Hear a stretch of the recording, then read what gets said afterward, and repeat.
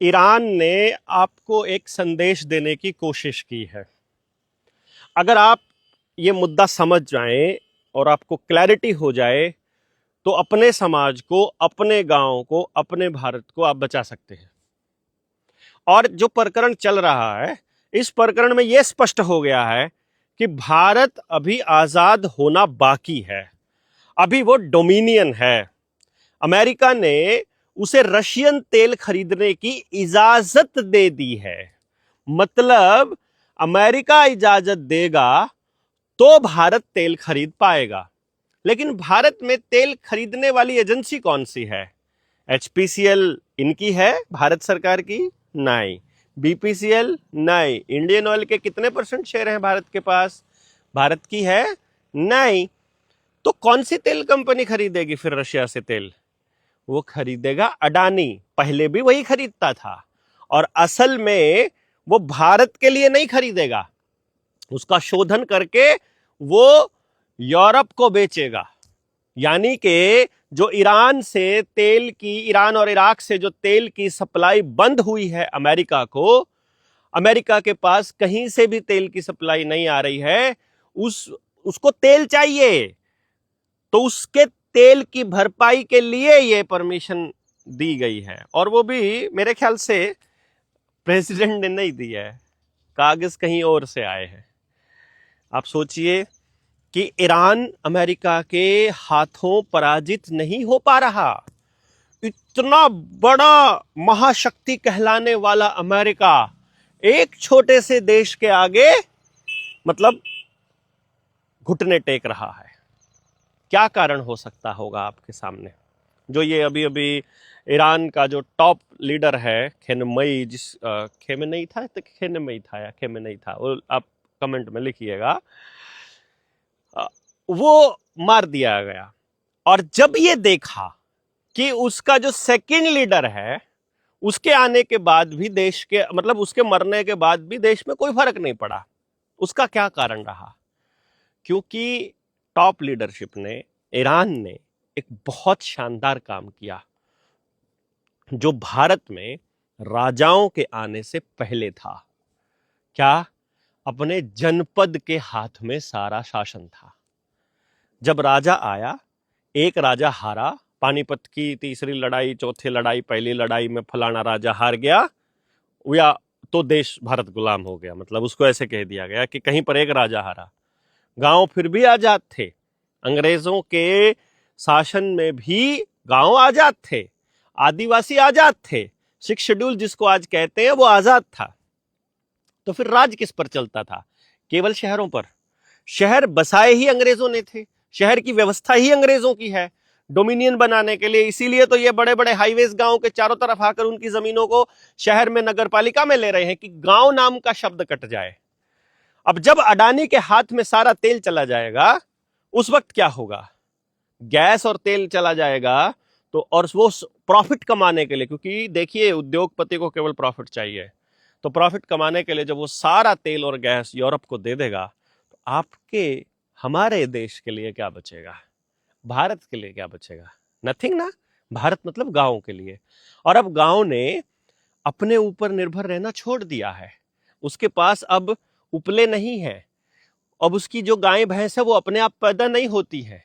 अब उसे इंजेक्शन लेना पड़ता है कंपनी का, बिल गेट्स की कंपनी का, उसके टीके से ही पैदा होता है अब आपका डंगर।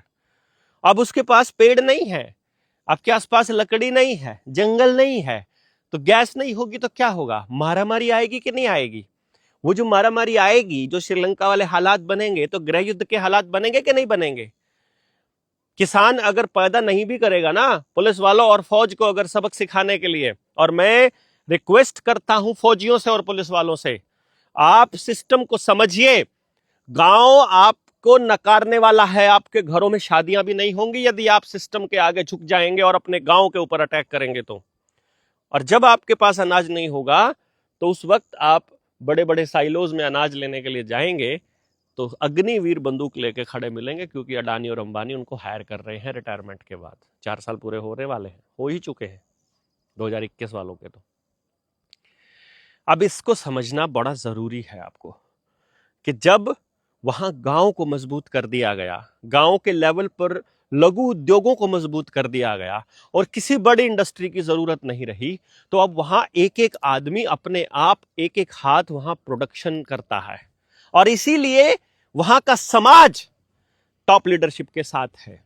भले ही टीवी के ऊपर प्रोपेगेंडा चलाया जा रहा हो कि उसके मरने पर महिलाएं जो हैं वो खुशियां मना रही हैं, मतलब नंगा नाच करने को वो आजादी मानती हैं, ऐसी महिलाएं ही केवल खुशियां मना रही हैं और वो केवल राष्ट्रीय समलैंगिक संघ को सपोर्ट करने वाली ही महिलाएं हैं और इससे ज्यादा कुछ नहीं है। उनको जिनको गंदगी पसंद है, जिनको बहुत बुरा हाल करना है समाज में, केवल वही।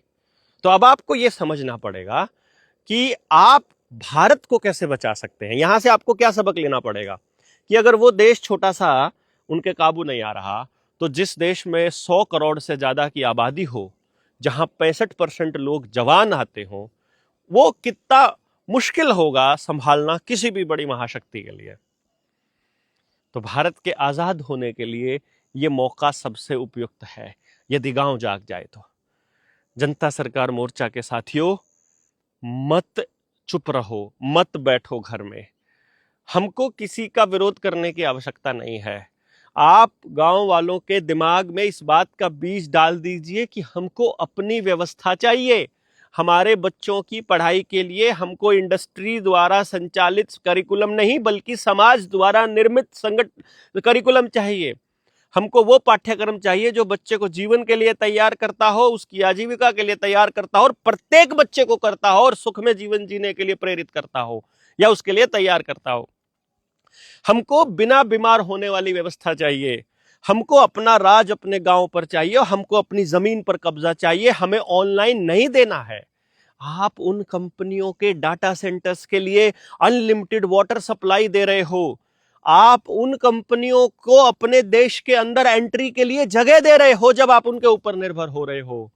इसलिए हमको अपने देश के लोगों को, अपने गांव के लोगों को जगाते रहना पड़ेगा, ताकि हमारी जैसी सोच के लोगों को आगे ला के हम लोग ये बता सकें कि हम क्या करना चाहते हैं। आपके पास ये मौका है अभी।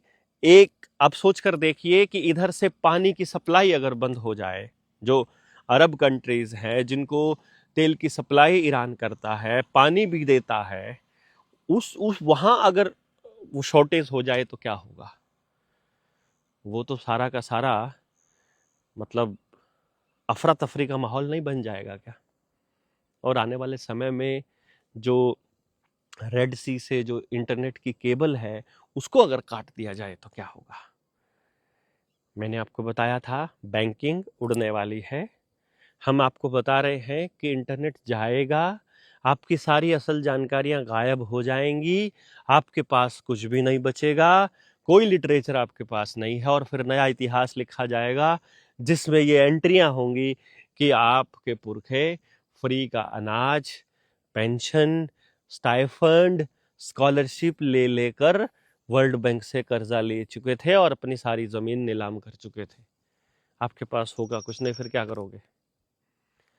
हालात आप देख रहे हो, होली के ऊपर कितना गंद मचा था, हमारी लड़कियों की क्या हालत हो रखी है।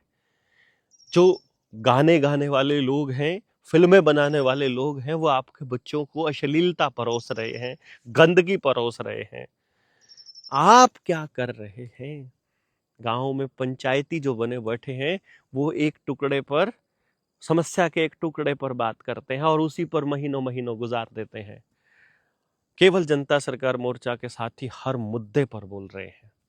आपको ये बोलना थोड़ा मजबूत करना पड़ेगा, आपको अपने लोग मजबूत बनाने पड़ेंगे। ईरान एक बहुत अच्छा सबक देकर जा रहा है। क्या आप ये सबक ले पाएंगे? क्या आप शहरों से मुक्ति पा पाएंगे? क्या आप इस व्यवस्था की बजाय अपनी व्यवस्था बनाना चाहेंगे? यदि हाँ, तो अपना पार्टिसिपेशन मत भूलिएगा। 23 मार्च को तालकटोरा स्टेडियम में हम लोग इकट्ठा हो रहे हैं 2026 में। शहीदी दिवस है, पेरेंटिंग सेमिनार है, आपके बच्चों के लिए कैसा भारत बनाना है उस पर लंबी चर्चा की जरूरत है और उसकी शुरुआत वहां से होने वाली है। हम आप लोगों से गुजारिश करेंगे, हमको उस व्यवस्था को बनाने के लिए आप आर्थिक मदद भी कर सकते हैं। 9518170000 ये व्हाट्सएप नंबर भी है। जिन्होंने पेरेंटिंग की ट्रेनिंग बेसिक कर रखी है वो भी मैसेज जरूर भेजिए। 1000 की टीम हम लोग तैयार कर रहे हैं, जिन्होंने आज तक सारी ट्रेनिंग्स ली हैं। टीम 200, टीम 500, टीम 300 एजुकेशन की एडवांस लेवल 2 की ट्रेनिंग्स या लेवल 1 की कर रखी है। नहीं तो हमारी पुराने वीडियोस में कमेंट में पहला कमेंट हम दे देंगे कि भाई ये वीडियोस करने के बाद आप जनता सरकार मोर्चा से कॉन्टिन्यूसली जुड़ सकते हैं।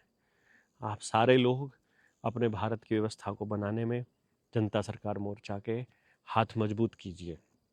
आने वाले समय में हम इन पर लंबी चर्चाओं के लिए यात्रा निकालेंगे और पूरे हरियाणा की यात्रा निकालेंगे, पद यात्रा 7000 के 7000 गांव तक। तब तक सपोर्ट करते रहिए। जय हिंद, जय भारत।